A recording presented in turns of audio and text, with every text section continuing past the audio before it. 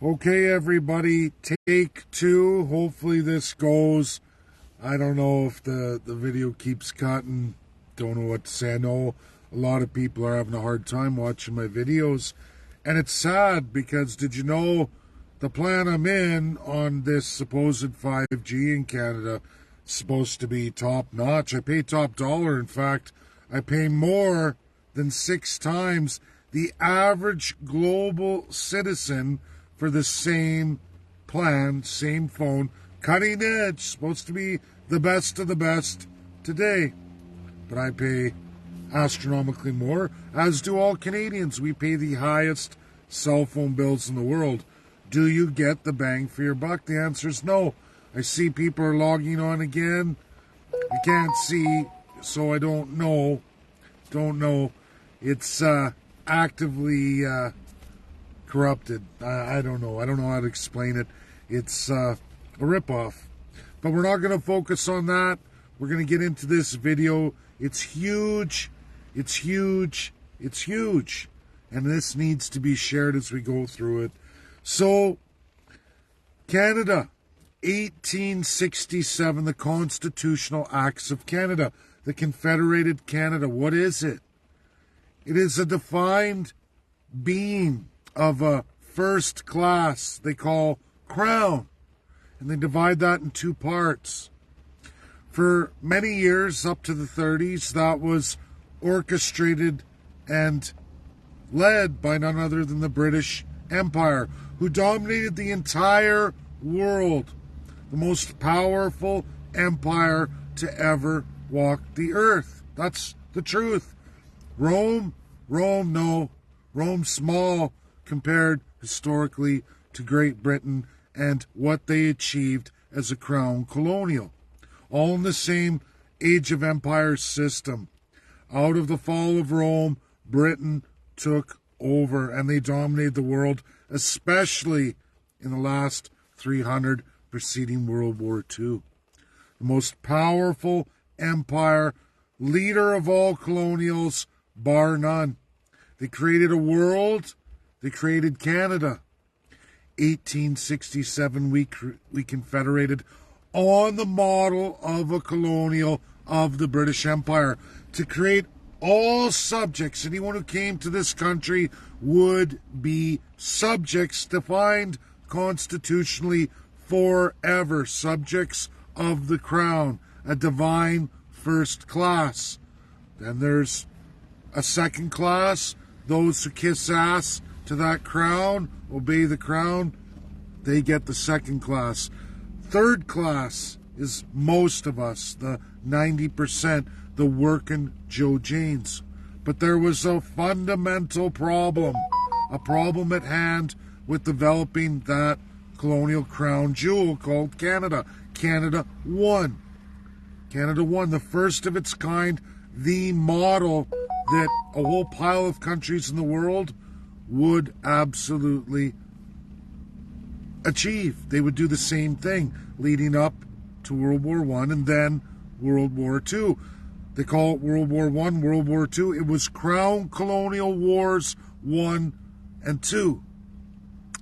Canada in its 1867 had a huge problem. The Crown was more than happy with subjects, and they released property.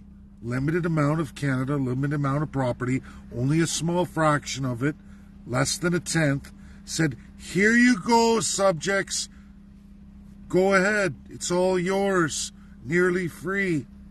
But the problem was the First Peoples in place that needed to be displaced. Now, the Crown did well. British Columbia, out in the Atlantic, they had eradicated all of the problematic savage peoples. Savages. All historical texts out of all colonialism in relation to Canada defines the First Peoples as the savages in the way of the empire's progress. British Columbia, then you have all the jewels of the Atlantic Canada, which were all colonials too. We have the Portuguese, the Spanish. Those names are still there today. papal bull doctrine, doctrine of discovery. Two granted doctrines of church under the crown.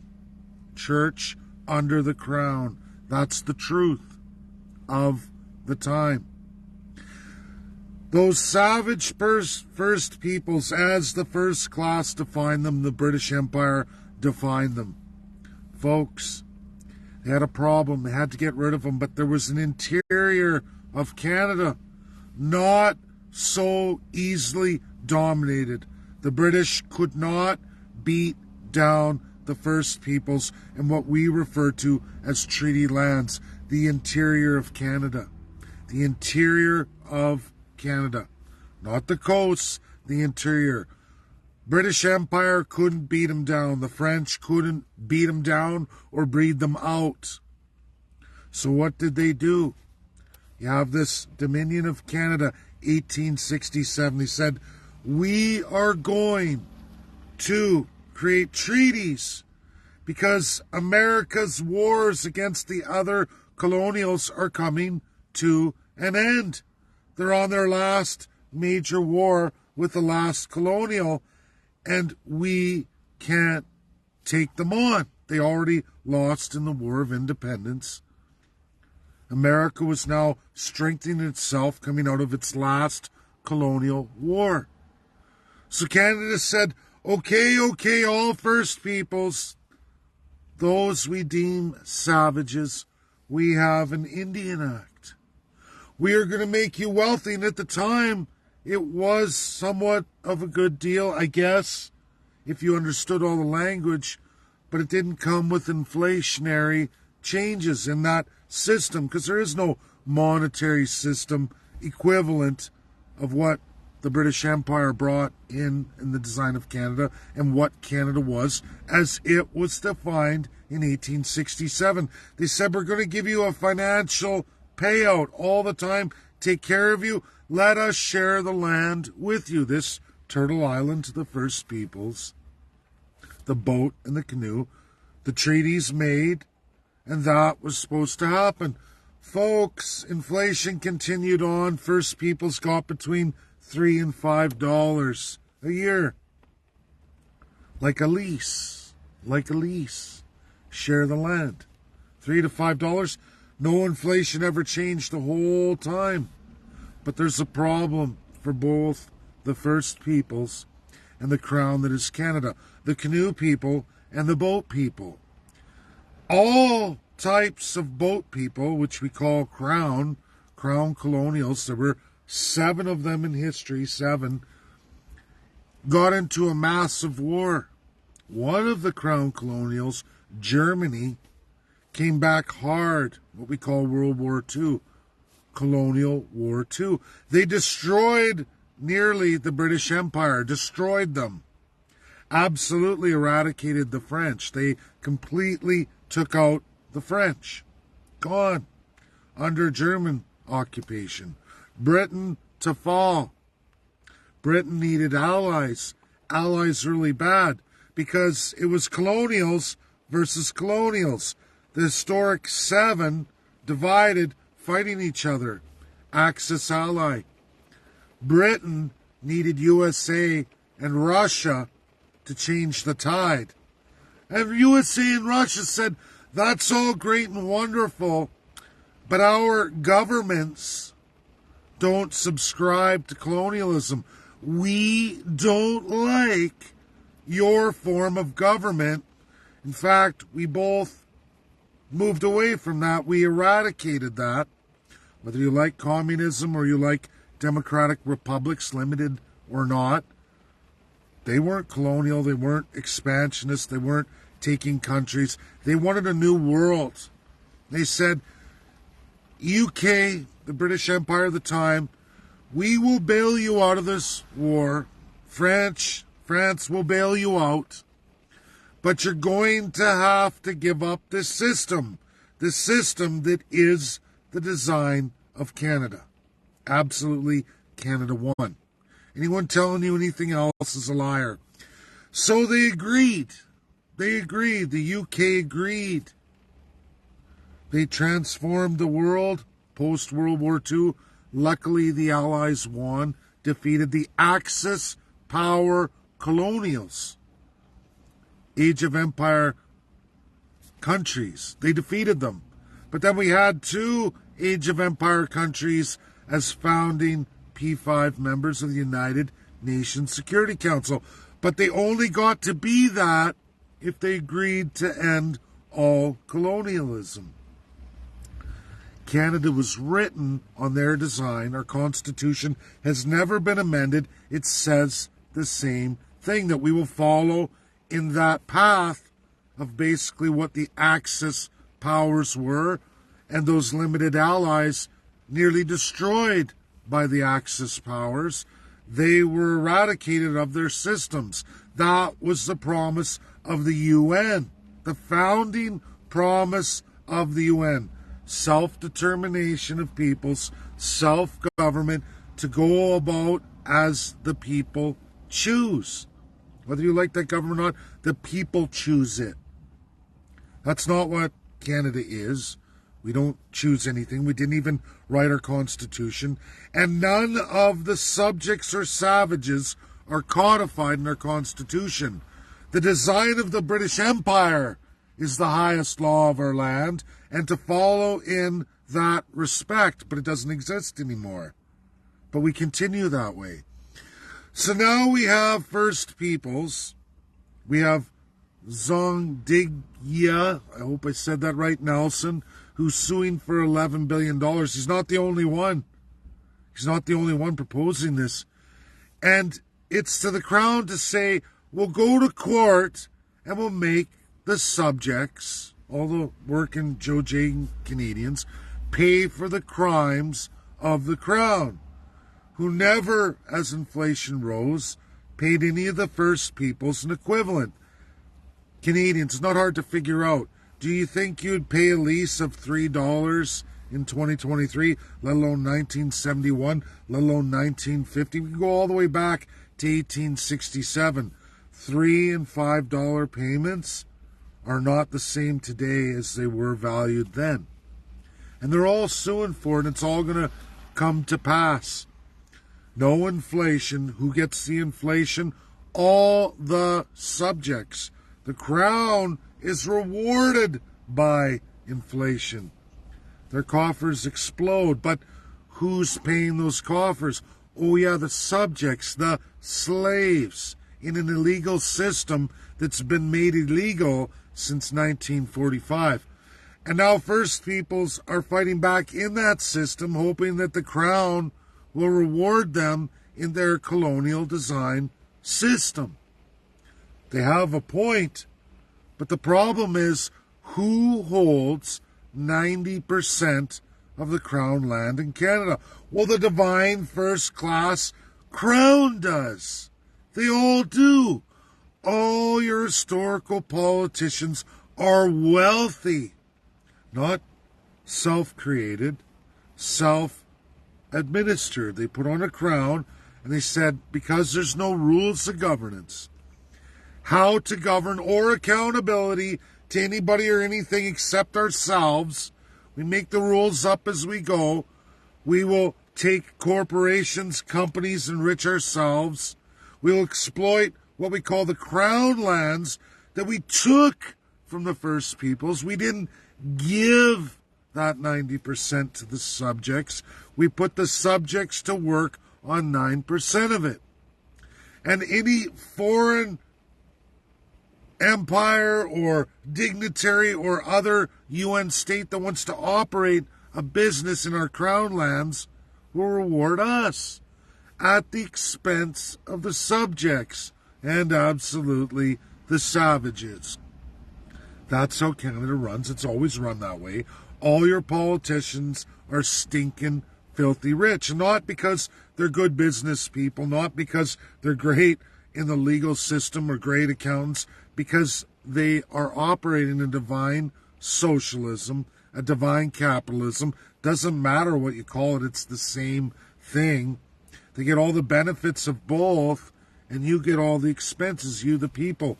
Now, when we talk about monies owed, It should come out of the crown.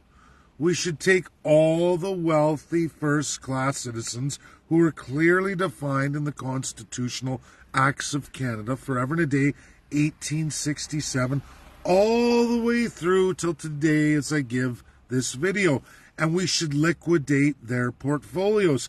I know a couple of prime ministers alone, one with a foundation worth $200+ million. I think it's somewhere around 400 million now. A bunch of them multi-millions and billionaires. I know a former prime minister worth $2 billion. Did you know if you took all of their wealth and liquidated them for the monumental human rights violations post-World War II, Canadians and First Peoples, if you took everything they're worth, it's much, much more than the First Peoples are going to be suing the Canadian subjects for, because that's who they're suing. They're suing the Crown, but the Crown doesn't have to pay. They just take their subjects and make them pay. They inflate the costs onto the backs of the subjects. Everything goes on the subjects. You eat the inflation. That's why housing continually gets driven up, because the population only gets bigger and bigger in Canada. We got to brace for more people, but the Crown isn't administering Crown land. I had an interesting debate last night with a guy at work, and he's telling me about Crown land. Oh no, you can live there, you can build a cabin, you can... There's no infrastructure. There's no way you can generate anything there, because the government won't allow you. You're a squatter. Sure, you can go live out in the wild. Anyone can do that. You can go out there, hide out there, build a cabin, don't get caught. But why would you do that? Why wouldn't you divide up the land at least half Turtle Island, half to the First Peoples, half to Canadians, and then rewrite a codified constitution for and by the people? Set rules of governance, how to govern, and absolute accountability for those who are to serve you. Like so many other countries in the world who are doing explosively well. I want to let people know that the financial take that the First Peoples want from the Crown, and likely the Crown, if they were to lose in court, which they may, because they look at it, the subjects pay. That's not how the world works in human rights.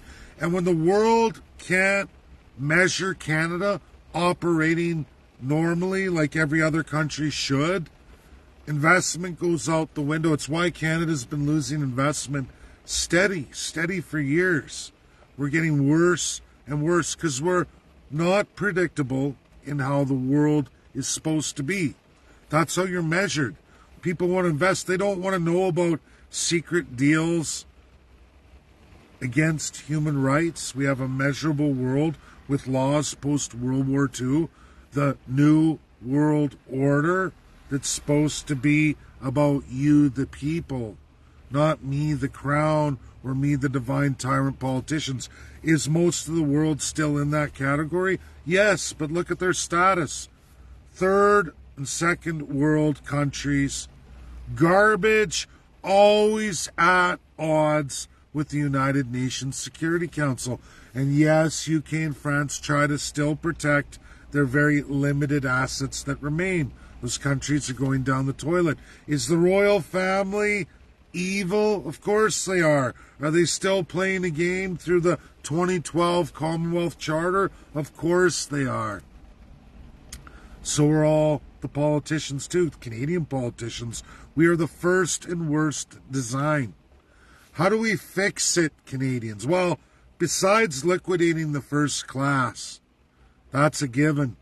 There's so many monumental genocides over the history of Canada post-World War II. It's easy to liquidate all of them, from Trudeau to his father and everything that family has. We can go through so many prime ministers, premiers, all of these crown-titled positions listed in the Constitutional Acts of Canada, all the appointments. We can liquidate these literal human rights violating narcissistic pieces of shit.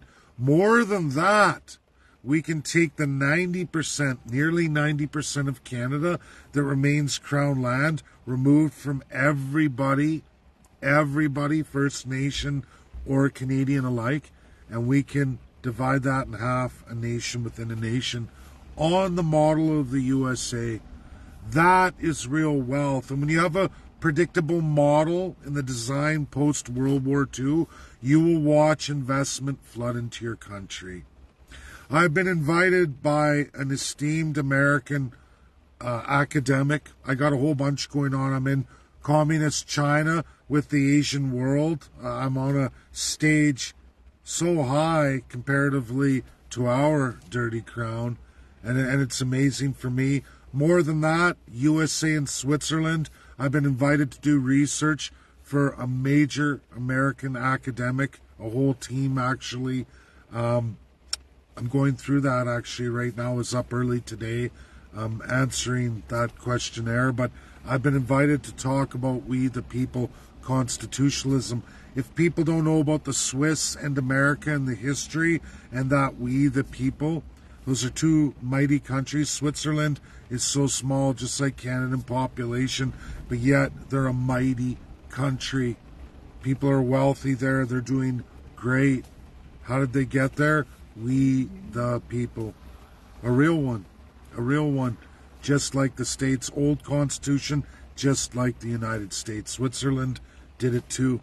People never talk about these things. I'll be in on that. The way to fixing Canada is through we the people, and we the people real constitutional conventions, not to be written by anybody but the people.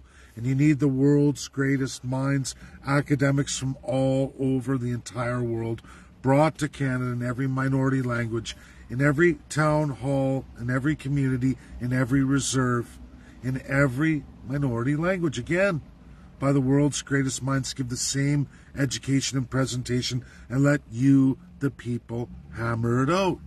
And you will, with that incredible power of mind, in plain speak.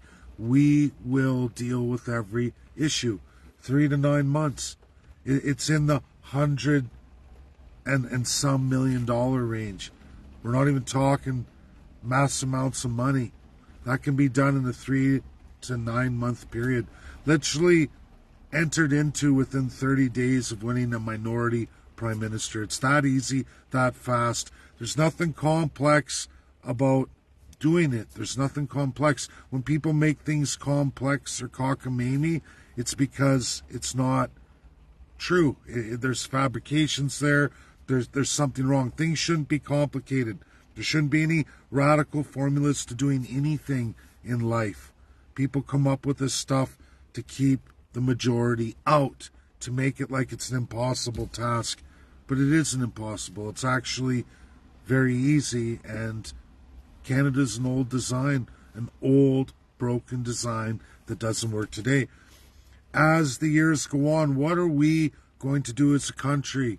Continue to keep paying people for the crimes of the first class and living worse and worse and worse? How many lashes from the whip do people need to wake up? That Canada is a gross violation in the world today, one of the worst. We can look at Australia, New Zealand. They came after. They're not as bad as Canada. They're bad. Don't get me wrong. They're up there. But there are others too. There's other kingdoms. We can't change the world, but we can change ourselves. We can be a beacon of hope, a beacon of light. At least get the platform out there and get it done. Because where we're going now today, and I applaud the First Peoples who are doing this. I saw last week in Ontario, and we're not going to accept that. Well, the world is watching, and it's going to be so exciting. All the works I'm entering into right now, I'm overwhelmed with so much work to do, but invites are crazy too. And I'm enjoying it. I really am. And I don't care how many people come up to try and step in the way of this. We have more than 2.5 years more, 2 years and 9 months, I believe. It's a long way out. You start small and you grow. We've gotten rid of a lot of the crazy. We have to, because we only have one focus, one mission for all the people of Canada and all the First Peoples. And we take our time to build that, and we build that right, because that's what we do. We cross T's, we dot I's, and we get it done. Will it be a major success? That's yet to be seen. Betty Men would say no, but at least that platform being published for the first time in Canadian history will awaken the masses. If we deliver a 338 across Canada, half First Peoples, half Canadians, we'll make it to the debates, and then think when the world and all Canadians and First Peoples are watching. That's what we have to do, and that's why it's so important to do it. It's for all the children yet to come, even the generation of now. It's for our futures. We can take that. We can make a change.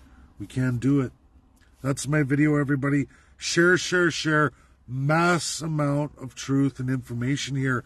And where we're going, I applaud the First People suing the Crown, because it's a highlight.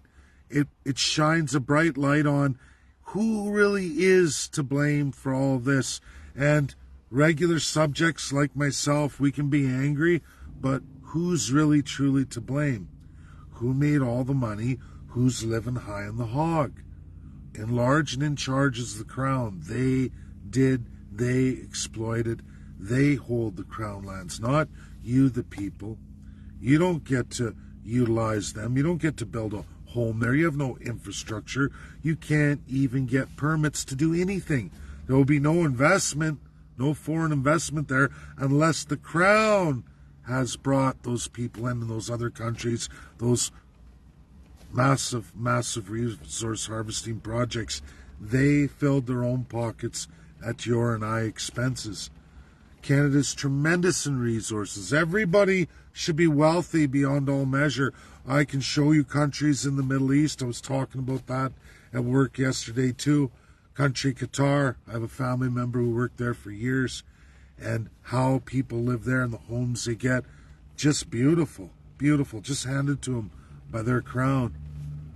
So much money, right? So much wealth. Sharing the wealth.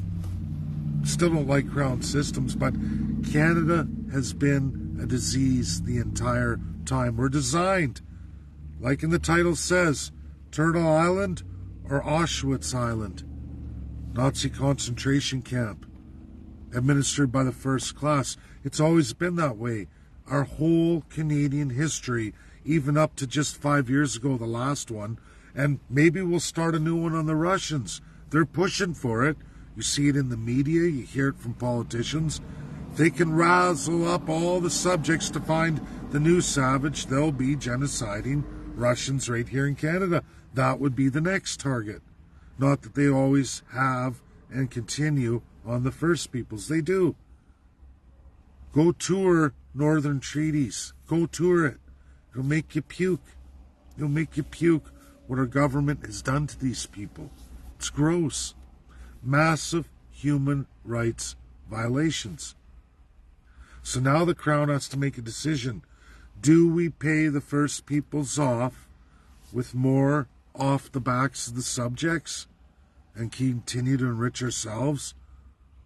Or do we divide up the Crown lands and start releasing it to everybody? They won't. They won't do either, because they're sick, they're narcissistic, and they are designed, as our Constitution states, for the betterment of the British Empire. It's right in the preamble. And when you watch and read through, and you go through the constitutional acts of Canada, when you get to the very end, you find out you are, in fact, a subject, and you will do as the Crown says, because they're divine. Intro, exit. That is forever and a day, always there, never amended, never dismembered, never redesigned, never appealed. What does that tell you? It tells you in their divinity. They think they are gods over you, the subjects, and defined savages. 1876, all the treaties done. 1876 Indian Act. Ha, gotcha. Stick it to you. Sad, sick, wrong. That's my video. Share it out there. The world doesn't accept Canada and the things Canada does. It's up to us to stand up to it. We can do this. We can do this in an election cycle. Bye now.